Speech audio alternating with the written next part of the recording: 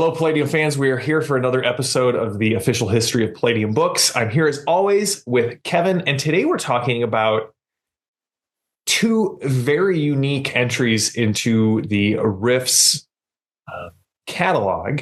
And let's start with the Rifts Collectible Card Game from Precedence. I got my starter here. You got your starter there. Man, so when this game came out, we were all in college and my Rifts group descended on our friendly local game store. And we played this game quite a bit, like between Rifts. Between Rift sessions, we would also use it as an adventure generator idea, or to show like, here's what you guys see. We loved the fact that we had art now for some of the things that we hadn't seen before. Yeah. How did this come about? Talk to us about your experience with the Rifts CCG. So they reached out to us. There was a company called Precedence Entertainment. They had done a number of other CCGs that had done well. I want to say what they did. I know Wheel of Time and Terminator and a few others. And it did. Those were doing well. And they reached out to us and said, "Oh yeah, they did Babylon 5, and I think Tomb Raider was the first game they did." And the company took off. I don't know how they started up. I mean, I probably heard the origin story, but I don't remember. And two of the main game designers, Kevin Tewart and Mike Hummel, were big fans of Rifts and Palladium Books in general. And I think so was actually the publisher, Paul Brown II, or third, Paul Brown III. He, so I think one of them reached out to us. I don't remember if they had called the office or if they had first spoke to Marianne, which it's probably the case. My wife and vice president of Palladium Books at the time, she was very active online. I wasn't active online at all. And I'm something of a Luddite, but especially back then. And I don't know if they reached out to her by email or if they called the office. But anyways, they reached out to us and said, "Hey, we're doing these games, and here's something about us, and we would love to license Rifts." And we said, "We'd love to see you license Rifts." Well, we checked out their products first. Right, yeah, of course. And it looked good, and we put him in touch with Mark Friedman at Surge Licensing to hammer out the deal, which he did. And they started working on the Rifts game, and they were all really great to work with, very nice people.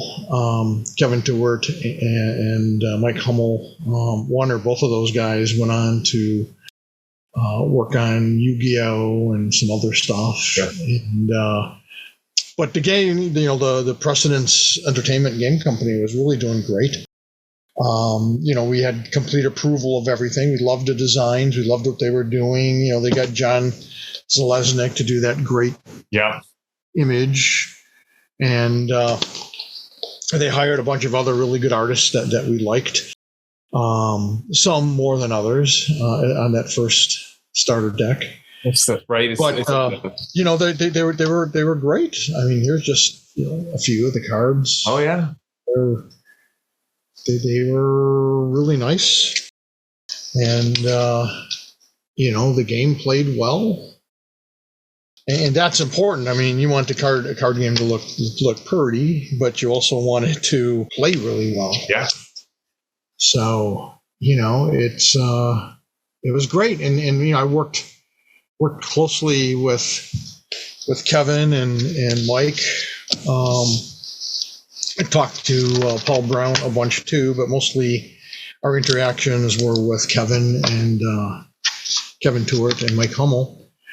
Two awesome human beings. They really are good people. And they came out with this great game. In fact, when it was released, I want to say, it was in the heyday of CCGs where you had a new CCG. It seemed like anyways coming out every other week, if not every week. And when the Rifts Collectible Card Game came out, it was certainly in the top 5. I want to say it landed at number 3 for at least the first month. Well, and it was also, you showed it, like it's got an interesting form factor for the starter box, right? Instead of just being like a deck or, a small packaging, it sat on a shelf that looked like a Rifts. Yeah. And those were the 2 decks. And it was really nice because, it has this little, it's like a book. And you could actually stand it up. You could almost use it as a game shield later. Yeah. Because it would stand beautifully. So, it was very cool. I thought this was a great idea. We loved the packaging, the starter deck, or that was the starter deck. And then the other, deck was great. The booster boxes. Yeah. And, it was awesome. We were super excited. It was doing so well that they immediately decided to do a second expansion set. Yeah. And, we were thrilled. We're like, finally, our first big license. This is awesome. This is going to be wonderful. We were super excited along with all of our fans. And yeah. And the art for the second deck or the second expansion pack was incredible. Scott Johnson was doing a bunch of the art for it, and Johnny Z and a bunch of other people. There's some guy in New Zealand or Australia who was mind-blowing. We loved that guy. And the company went out of business. So Paul Brown was a smart guy. And the problem was he had never worked with China before. We know about working with China. It can be tricky, especially if you're a first timer and you don't know exactly what you're doing or what questions to ask. So Paul had realized that one of the future avenues in gaming was miniature and miniature games. Mage Knight had just come out. Oh, yeah. And it was the hottest thing since D&D. And people were going crazy over it. So Paul immediately said, I'm going to do a science fiction version, because Mage Knights, as the name suggests, was fantasy. Yep. And he thought, I'm going to come out lickety-split with a science fiction type game. And very similar in appearance and in functionality as Mage Knights, and couldn't bring it to market. He just kept running into, did we say this was going to cost $200,000? We meant $400,000. And by the way, that wasn't for all this. That only includes X. There's, now you got to pay another $200,000 or $300,000 for X, Y, and Z. Yeah. Overpromise, underdeliver, and so he really struggled. Yeah, it was unfortunate, and poor Kevin Tewart and Mike Hummel. They had worked for, I want to say, a few months on spec, because they believed in the company so much. They believed in the card game so much. They were really into this. Yeah. And they had big plans. The second expansion set was just amazing. And it just, none of them, they all tried hard, and they just couldn't make it happen, which was very unfortunate. Yeah. So at one point, we actually even considered bringing Kevin and Mike on board at Palladium, but we didn't. Palladium was starting to go through some stuff, and we weren't sure. We don't want to move someone here across the country, and then a year later say, "Hey, it was nice having you here, but you got to go." Yeah. And then they both landed on their feet. I forget what the timetable of all this was, but I think both of them worked for Upper Deck for a while, and then on Yu-Gi-Oh! and the big tournament type stuff and all that kind of thing, and then they I know Mike Hummel ended up at Blizzard. Yeah. And he might still be at Blizzard. He was very happy and was kicking ass, and it was great to see. And it was really nice. And I suspect it was through Mike Hummel or Kevin Tewart that I was introduced to the CEO of Upper Deck. Oh, okay. And we became friends. So, in fact, we just had a phone call a few weeks ago to kind of catch up and stuff. He's a fellow Michigander. So when whenever he's in town visiting family, he tries to spend an afternoon with me, takes me to lunch, and that's awesome. Chat about the industry, and another great guy. I mean, there's so many good people in the gaming industry. There really are. Don't get me wrong. There's some weeds out there, but as a rule, I think most gamers in general are pretty good people, and the guys who go on to start their own companies are they're just big gamers who enjoy what they do, and that's great. Yeah. I know that's when I started Palladium, all I wanted to do was to be able to create the games I wanted to create that I thought other gamers would enjoy, without someone above me saying, you can't do that, or why would we do this? And why would we experiment with that? And it's like, because it's going to be awesome. Mm-hmm. So I get it. And it's nice when your company takes off and is successful. Yeah. Palladium was very fortunate in that regard. So I'm always sad when I see other game companies, especially companies I know are really good people. Yeah.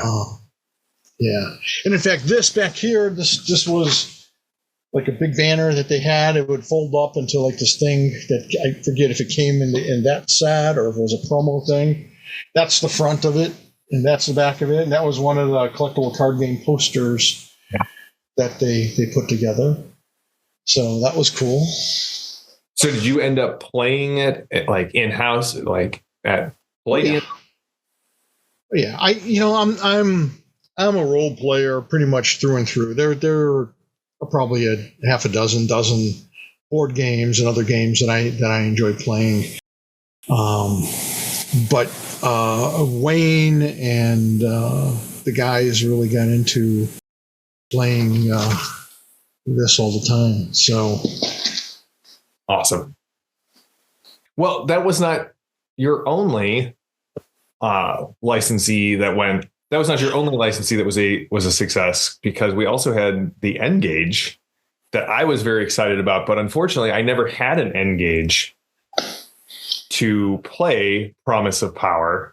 So this is something I am very familiar with in a intellectual capacity, but I'm very excited to talk with you about it because I've never actually played the Rifts video game, and to my great disappointment. So tell us, how did you get approached by this team, Epic, to make Promise of Power? So again, I'm a Luddite, so I don't know nothing about phones at the time or video. I mean, I know a little bit. I know key players, and I read about stuff in the trades, but I don't play a lot of the stuff. I couldn't get into sports or video games because I have no dexterity.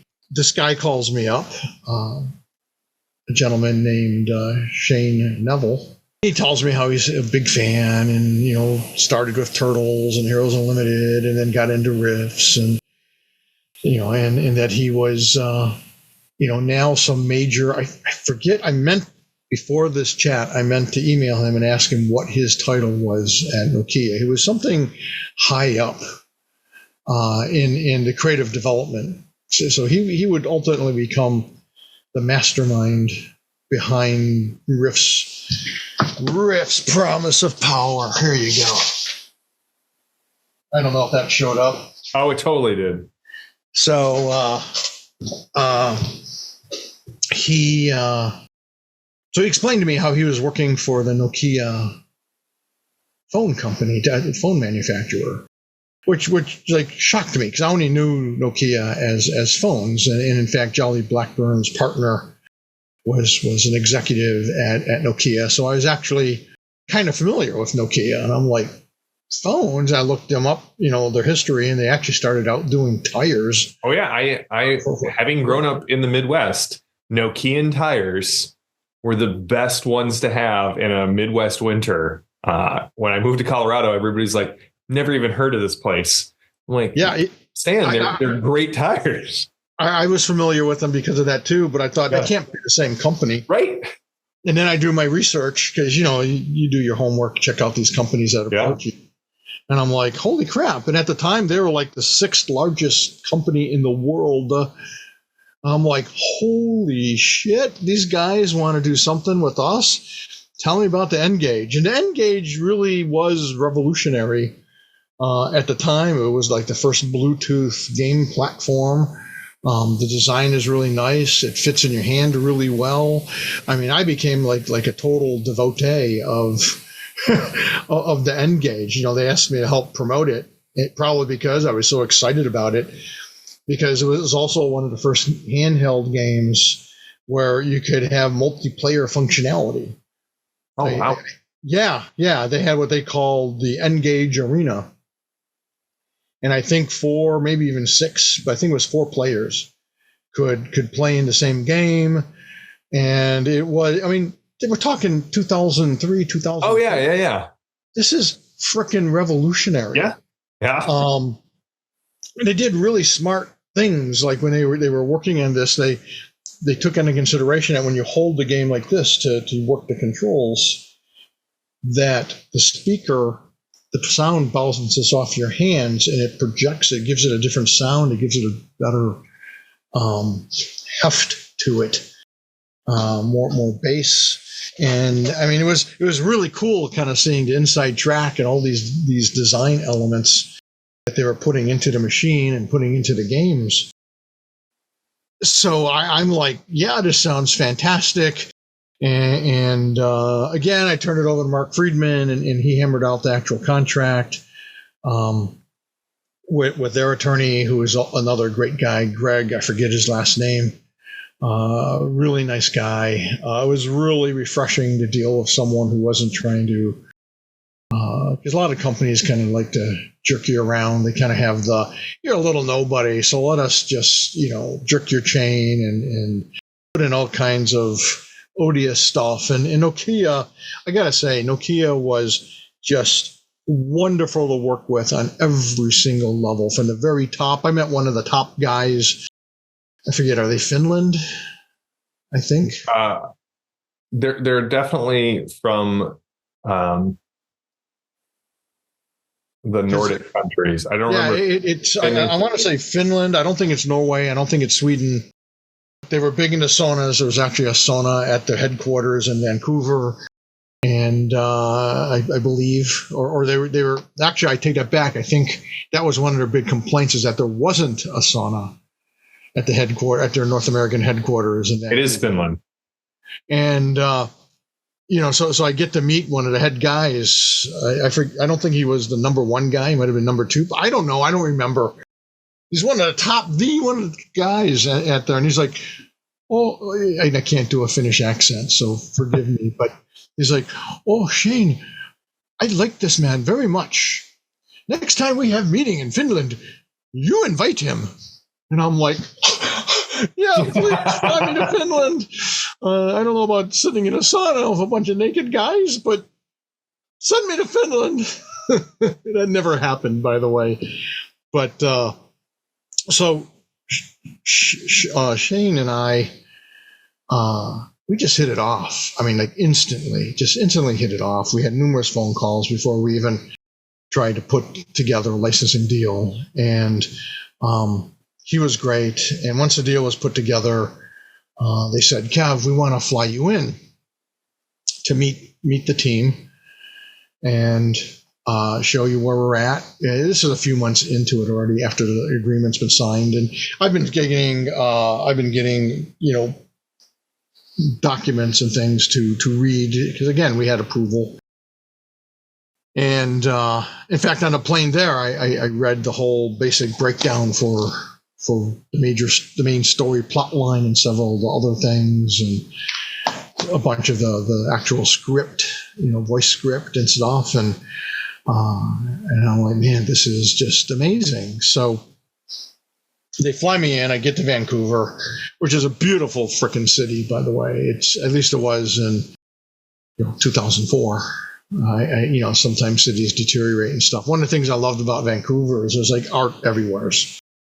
And as an artist, I love seeing, murals and sculptures and mosaics, and it was just everywhere in Vancouver. And so I was pretty excited about that. And I get there, and I guess they had some trepidation about bringing me in because I guess a lot of creators don't really understand that when you're translating your game into a new medium, they got to do different things. They have to approach things differently. Plus, just like when you see movies, I think what a lot of people don't understand when they see a movie based on their favorite comic book, especially something that already has, visuals and costumes and things, they're always, I think, often surprised that the characters look different, the costumes are tweaked and things, and that's to make it more their own. So there's like, the original core material of the Rifts game, and then there's Rifts Promise of Power with some different appearances and looks and things. It involves copyright and trademark and just making it distinct from the other game. And obviously in entertainment, sometimes they go overboard. Where it's so distinct you don't recognize it, and you're like, I'm not watching this crap. So I and that's one of my fears always. That was one of my fears with the Rifts movie, and it was one of my fears with the N-Gage. And I'm like, oh, please let this be good stuff, and I'm reading this, like I said, the whole story outline and a bunch of actual dialogue and stuff, and I'm like, man, this is good. This is really good. And I had a lot of faith in Shane Neville, because Shane Neville, like I said, he was the main guy. I don't know if he was considered the director, the producer, the showrunner, however that works in the video game biz, but he was the guy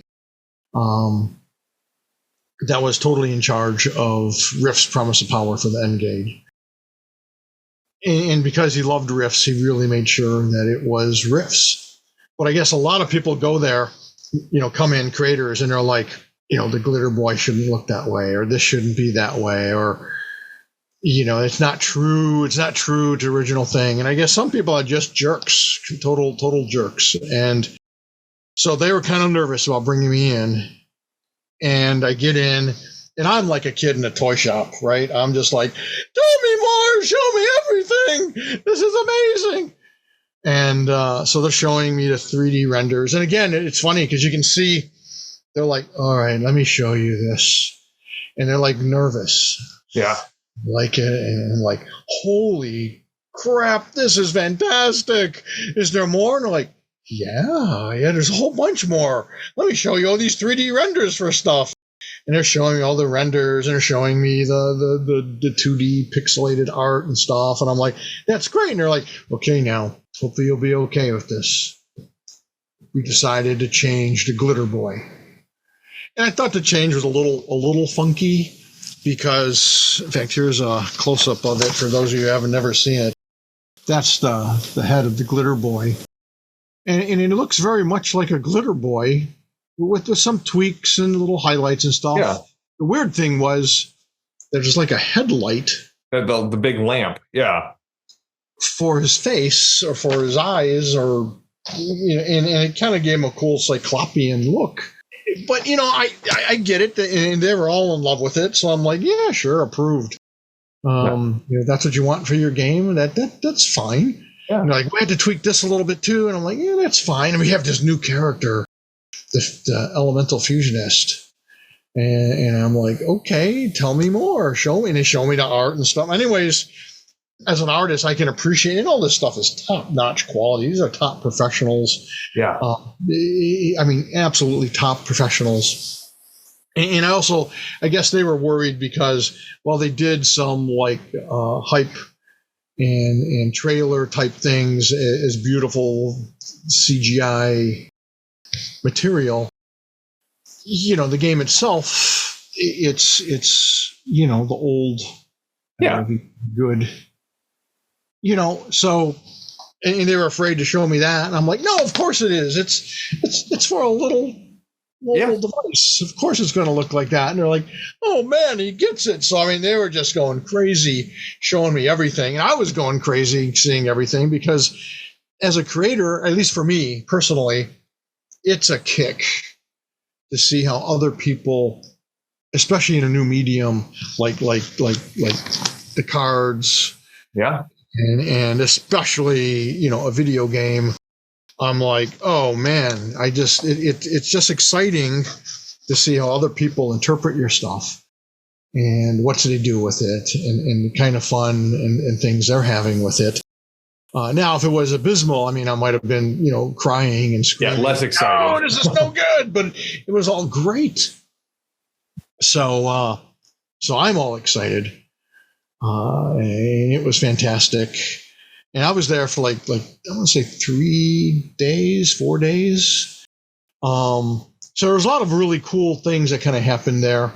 So one of the weird things, you know how you get a my name is, and it says visitor. Yeah. And you have your name. So I get a tag, visitor tag. And I don't think anything of it. And I had to sign in. I had to prove who I was and all this. Even Shane Neville vouching for me wasn't enough. You know, I had to show my passport and stuff. And I'm like, man, security here is like I don't know, the CIA or something. And they're like, it's probably tighter. and I guess industrial espionage. I never thought about it. But, you know, I mean, they were the top game, or not game, they were the top phone company at the time. And so like Shane's explaining to me that, yeah, you see where all of our computers are all set up in the area. And we're like on the, I don't know, the 8th floor or something of this big ass building. And he's like, yeah, none of our computers can face a window. And this is before drones and stuff, right?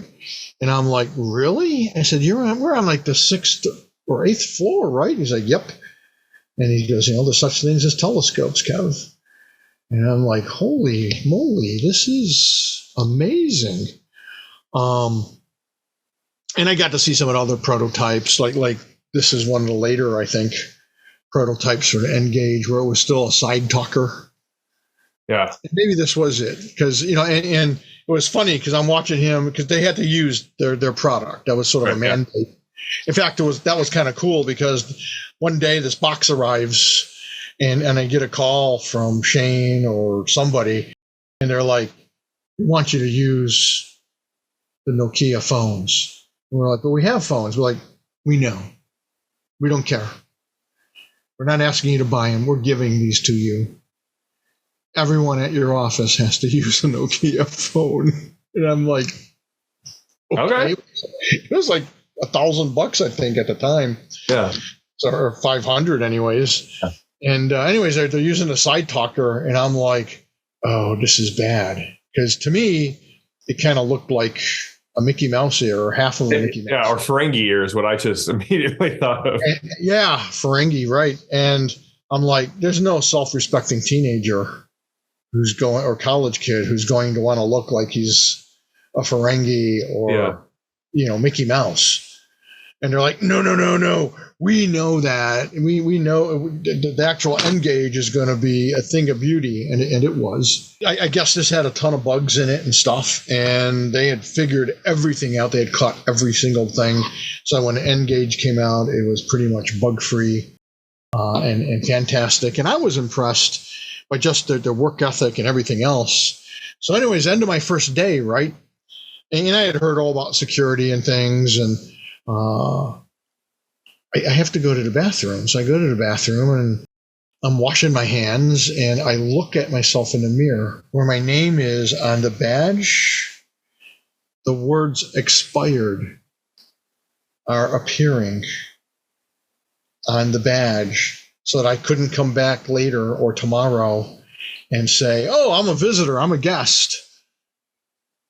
That just blew me away, that it was sort of like a time release or heat, or I don't know what the hell it was, but the fact that the words expired in big red letters were appearing, it was just pretty cool. It was. I'm like, is this Nokia, or is this James Bond. Is James Bond turn around the corner? I mean, it was pretty great. All right, so but the VIP treatment for Promise of Power didn't really end there. You went to Europe as part of the press release tour, correct? Yeah, that blew my mind. They reached out to me and said, "Hey Kev, would you mind going on the European press tour? You know, all expenses paid, of course." And I'm like, or it's just part of it, because it was just a small leg of it, like I don't know, 8 days, 10 days, something like that. And I'm like, "Oh yeah, sure. And would you mind? Can we get like 20 Rifts books sent to us, Rifts Ultimate Edition?" I said, "Well, you know, this is Engage is a little different than that." And he goes, "No, that's okay. We want to give them out to people, to a bunch of the main guys, and it might have been more like 3 dozen, 4 dozen. And would you mind like signing them at this event?" And I'm like, "No, my pleasure." Yeah. My big concern was, you know, who's going to be my handler there, and what are we going to do? And good old Shane Neville was like, "I'll be your guy. I'll be there." And we just hit it off so much, because when you travel with people, you never know for sure. Oh yeah. If you're going to get along, and if they're complainers or whatever. And it was hilarious, because he's like, "I like to walk, and I like to, you know, see the city, and I like to go to not where the tourists go, but where the locals go, you know, to hang out, to eat." And I'm like, "I'm game. That's what I do too. That's what I prefer too." When you go to walk past a restaurant and there's a million local people there, it means the food's freaking great. Yeah. And so our philosophy for traveling was very similar, and we were both pretty laid back. And so I go on the tour, and the first leg of the trip is London, which was cool. We were there a day and a half, 2 days. Okay. And it was all right. I'd been to London before. It's a nice city. It's sort of like, what if New York City, you know, Manhattan was a foreign city? Yeah. And it's London. Yeah. Or actually, as it turns out, because one of the things I love about London, and in all of Europe really, is that as a history buff, Mm-hmm. you know, in America, you look at stuff and you're like, "Wow, that's 200 or 300 years old." In Europe, in London, it's like, wow, how many hundreds or thousands of years has that been here? You know? I mean, they've got freaking Roman streets and stuff. Oh yeah. You know, it's like 2,000-year-old stuff and older. I mean, one of my favorite comedians is a British guy who says, I come from Europe where the history is. And it's like, I've seen your stuff. You know, something's 80 years old and you're like, take it down, turn it into a parking lot. It's like, we've got castles and cathedrals and churches and pubs. There's several pubs in the UK that go back to the time of the Crusades. Like, this little bar has been open for 1,000 years. Well, when you go out elsewhere in the country, like the first time I visited with my family, me and Marianne and our kids went to London, and we went to like a Roman bathhouse that's out in the country someplace, and we saw Stonehenge. And there's just, I mean, no one knows how old Stonehenge is. Most people say, "Oh, it's 10,000." But me and more recently a lot of other historians think it's more like 15 or 20,000 years old. I mean, it's freaking old. So it's amazing to me. And you know, and again, for me, Rifts and all this stuff, I'm reading about megaliths and all that kind of stuff. It's just amazing to be there and to know that you're walking on streets that Jack the Ripper was in, or that this king or that queen or this famous person or that frickin' Shakespeare. Yeah. I mean, it's just, and again, I'm sounding like a geek, but no, I'm a history geek, and I'm right here with you. But so it's awesome. But I had been to London before, so it wasn't super exciting. It was nice, and I'm hanging out with Shane and some of the other guys, and that's nice too. And you hear stories about other parts of the trip and the tour, and how they're hyping up this game or that game. Because a lot of people don't realize is sort of N-Gage is that they had like 60 different video games, and it was like the hottest stuff, like Path to Glory and Sonic 2 and Spider-Man and X-Men and you name it, they pretty much had it. I was very impressed with that, and especially that and Rifts. Right. And by the way, they wanted to call it something and they couldn't figure out what to call it. And I had read their story outline and stuff, and I said, why don't you call it Rifts Promise of Power? And they're like, I like that. We're going to use that. And I'm like, okay, cool. Plus, there's an Easter egg in here. I'm a merchant. Are you? Yeah, they put me in there like Stan Lee. They slipped in Stan Lee in all those movies. They slipped me in there someplace. So did you have any input in the story, or was it basically like, hey, here's the story that we have? I probably could have, but it was so freaking good. Okay. That I didn't have to do it. That's where it's funny, because I have this reputation among some people in some places for being difficult to work with, an egomaniac. And the truth is, you give me quality, you're true to my material, and it's fun and great to play, I'm as easy peasy as can be. Pinnacle found that out. These guys found that out. They kept saying, oh my God, we love working with you. In fact, I hit it off so well. They were so excited by my enthusiasm during that Vancouver visit that I guess throughout the whole production project, and especially when I left, it was like, we have to make this great. We have to make this great for Kevin. We want Kevin to look at this and go, oh my gosh, it's fabulous, which I did. So good job, guys. And it was the team at Backbone. There were a couple different places, Backbone Entertainment, Trent Ward and Susan Worrell and a few others. They were a major part of that too. I don't want to leave them out. I don't know everybody. One of the main artists was Chris Barrasso. He did, in fact, he did the Elemental Fusionist art for Rifts Ultimate Edition. But yeah, the trip was cool. One of the weird things for me was, and so you guys can thank that trip for my Dragonhead drawings. Okay. Because in Italy, of course, and France, but Italy was our next stop, and sadly it was like for the afternoon, and then we had like a morning meeting, and then we're off on the plane to drive to Paris. When I'm handing out these books and signing them, I do my Dragonhead sketch on the inside on the end sheet, the blank end sheet page. Yeah. And you would have thought Picasso was sitting there doing a sketch for them, because they were like, oh my God, this is fantastic. This is beautiful, wonderful. And it's like, it's a quick little, it's a Dragonhead. I mean, I'm glad people love it. It's become a trademark. But I'm like, okay.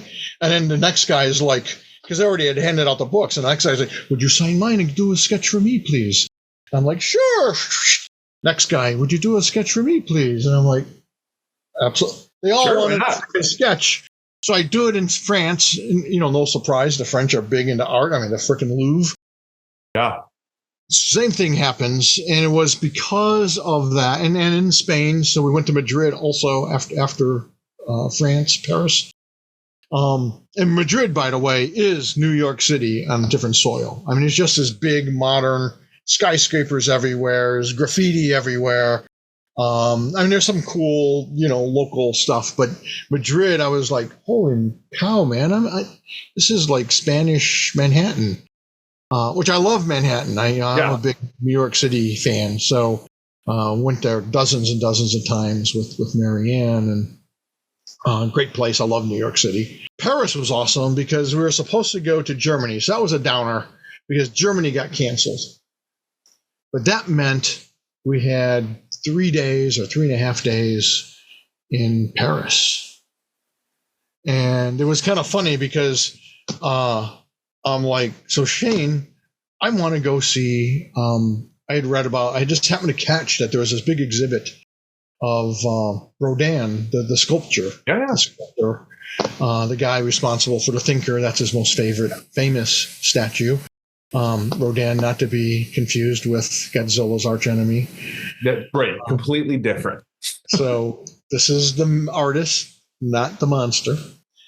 And I said, I want to go and see this. And he's like, well, I'm not a big fan of Rodin, and I don't really want to go. And I'm like, that's fine, man. We don't have to do everything together. Yeah. I'll figure it out. I'll go. So Shane decided to go with me. And the reason I wanted to go is everyone knows his sculptures, but you rarely get to see his watercolors and pencil drawings. Oh, wow. Yeah, and they had a big exhibit of just that. So we go to the Rodin Museum, and it was just fantastic. And I get lost in this stuff. So at some point, I'm like, I'm sorry, Shane, are you bored out of your mind? He goes, no. He goes, I'm having a great time. He says, I never knew this side of the man. And I've never seen, because you walk through this garden type area, and it's just all this. I know about all, but a bunch of his statues are there. And it's like, it's so impressive to see it in person. And the watercolors are fantastic. So Shane had a great time with that. So the next day I'm like, the Louvre? And he's like, yes, the Louvre. And so we probably saw about 80% of the Louvre. Because we got there crack of dawn. The minute the doors opened, we're in. And we just ran through it as fast as we could. We stopped to enjoy certain major things. Because, it's the Louvre, what the paintings and the historical pieces that they have and stuff are just amazing. The one with frickin' Lisa is there. And what I didn't realize is Shane had brand new shoes. Yeah, so his feet weren't quite bloody stumps, but blistered. And I'm like, Shane, why didn't you say something? He's like, I was having too good of a time with you, Kev, and seeing all this stuff. And I'm like, okay, dude, that's great, but golly. And we got to see the Arc de Triomphe, and Shane wanted to go to the Eiffel Tower, which I had no problems with any of this. It's like, let's walk around, let's see pieces of history. Let's go up into pieces of history. Let's eat at a nice little cafe just outside pieces of history. It was fantastic. So that's the summer, and that was actually, I want to say it was the end of August or beginning of September. It was just before the Engage, or maybe it was September. The Rifts Promise of Power was either just being released or just about to be released. I think it was just about to be released. Yeah. I think it got released September 10th, 2005. Right. And sadly, the Promise of Power kind of, through forces outside of your control, outside of the people who are doing the game's control, Nokia pulls the plug on the Endgame days after. It's funny. Mark Friedman said, and he tried to stop him when he was about to say it. So we're as we're negotiating contracts and stuff, the attorney says, we believe this game is going to be so popular, not just Engage, but Rift's Promise of Power, that we're going to make you. And Friedman's like, oh, don't say it. At least $1 million or $2 million for Palladium Books. And Friedman was like, and Greg's, well, what's the big deal? He goes, every time someone tells me this game is going to make you $2 million, it doesn't. It's a jinx. It's a terrible jinx. He goes, every time. Damn if it's not true, at least with Friedman. Because we just got our guarantee money, and that's why you do a guarantee. Because we spend a lot of time approving this stuff. We approve every image and story, and all that stuff. They took us to E3, took me to E3, which was also an amazing experience. It's the big, at the time, it was the big industry video game convention in LA. And while I was there, I got to meet Jerry Bruckheimer and got to see Jerry Bruckheimer Studios. But and it's funny because this game comes out. There's a lot of hype. Yeah. And in my memory, it was the next day, but it might have been a few days later or even a week or two later. Nokia announces it'll no longer support the N-Gage. And as you might expect, our sales were shit after that, because this was basically the last game, or second, third from the last game that Nokia was going to release. And I was as heartbroken as I can't even imagine anyone at Nokia. Yeah. I mean, because I loved all these people, and they did an amazing job. This game was one of the games they put in the longest time developing and money to develop, and they were excited because it was basically a new original game. I think a lot of the others were kind of patterned off of existing Nintendo or Xbox. Or ported over. Yeah. And, it was just heartbreaking. And there's a lot of speculation online as to why it didn't take off. It happens to a lot of companies. It happens because to a lot of people. And a lot of people didn't know all the different games. Yeah. I said, when you do your TV ad, I would have all these games in the background just like appearing, like flying in so you can see them. And I would have had this, I would have had two kids playing on their N-Gage. Yeah. Then you hear a phone ringing, and one of the boys go, "Hold on, Bobby," and he puts the game on pause and picks it up and like, "Hey, Mom, what's up?" "Oh, no, I'm playing with Bobby." "Oh, no, not down the street in California." "How?" "Bluetooth on the N-Gage." Yeah. And it would have been like people would have passed out. So it was a shame. Yeah. And the game is beautiful, but it is what it is, right? Yeah. Well, Kevin, thank you so much. So for those of you who've been watching all of these episodes, know that we're not even halfway through the outline topics that Kevin and I have outlined. And I think next time we're talking about Dead Rain, we're both big fans of zombies, and that's going to be awesome. So thank you, Kevin. I'll be there.